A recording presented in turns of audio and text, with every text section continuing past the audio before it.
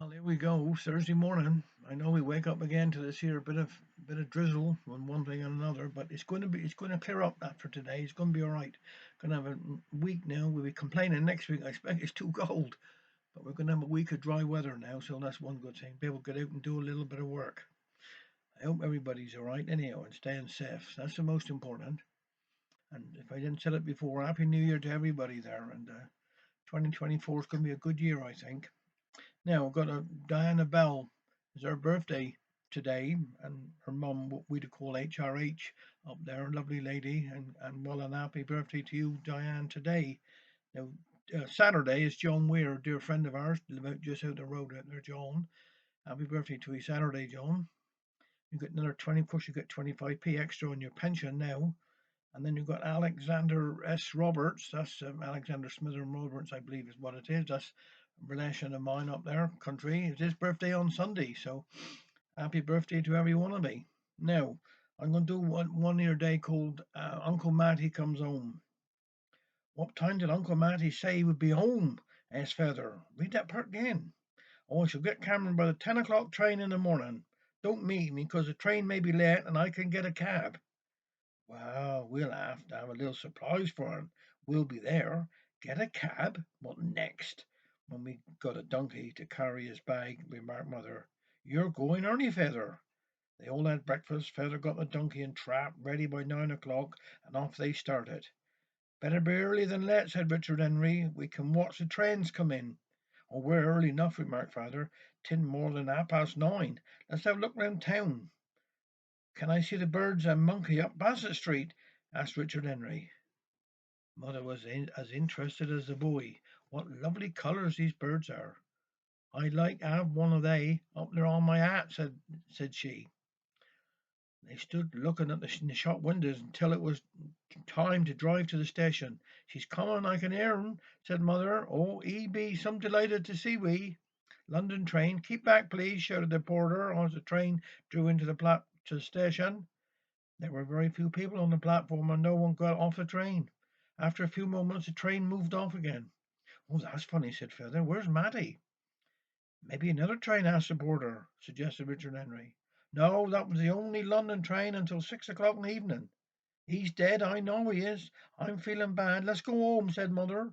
Then she commenced to cry, and Feather had an awful job to get her into the trap, but at least they started for home.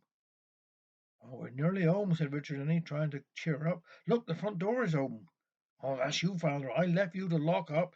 Can't trust you do one thing. I did lock the door, replied Feather, and put the key under the flower pot. I know I did. Must be somebody broke in. Richard Henry jumped out of the trap, rushed up to the garden path into the house. "'Tis Uncle Matty," cried he. "How did he miss me?" said Mother as she put the kettle over the fire. "I got out with Druth 'cause I thought I should like a ride on the tramcar for old time's sake. I found the key in the usual place and only just come in. I wonder where you was gone.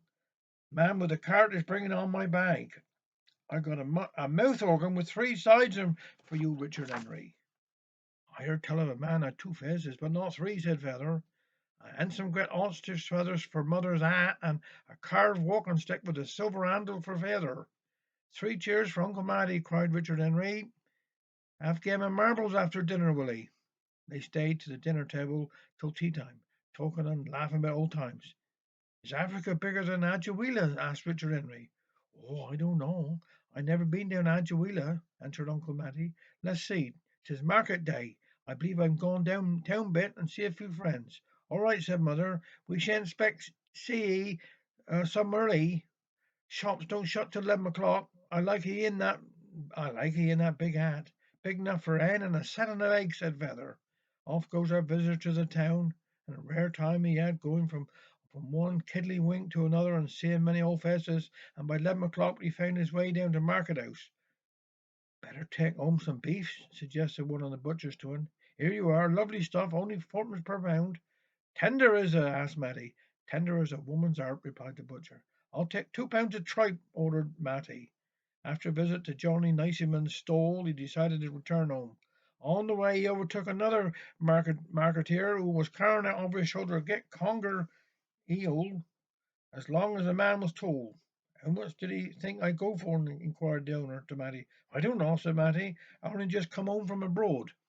Only ninepence. Just then the fish slipped out of his hand and fell on the road. That man what sold me to me said he wasn't hardly dead yet, and he was right too. He tried to pick up the fish, and both rolled over in the gutter. Better leave 'em there, said Matty. 'Tis a pity a man can't have a few drinks without getting drunk. I shouldn't like I shouldn't like to be like he is. Even so, he tried to open the garden gate 3 times, and when he did open, he closed it again and climbed in over the edge. It was quite a while before he could see what he got into when he went into the kitchen after coming in from the dark. Where's Richard Henry? I want him. Gone bed, replied mother. Gone bed? What for? 'Tis my first night home. Come on down, boy. I got some clidgy for 'ee. In 2 minutes, Richard Henry was down again. He had not undressed and was waiting for uncle to come home. I got some soap pilchers and tedders for supper, said mother. Let's all draw up. Everybody must peel their own tedders. I want them in the middle of the table. I'll let them in the middle of the table. Many is the time I've longed for salted petre since I've been gone. Clock struck 12, and father said, "Now, boy, off up over Timber Hill. We're going Falmouthmoor and going ride around Castle Drive in a landau." Oh, well, we'll have one big sing song before we all go to bed, said mother. Shall I have when the angels play their harps for me?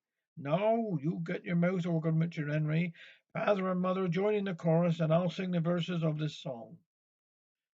Take care.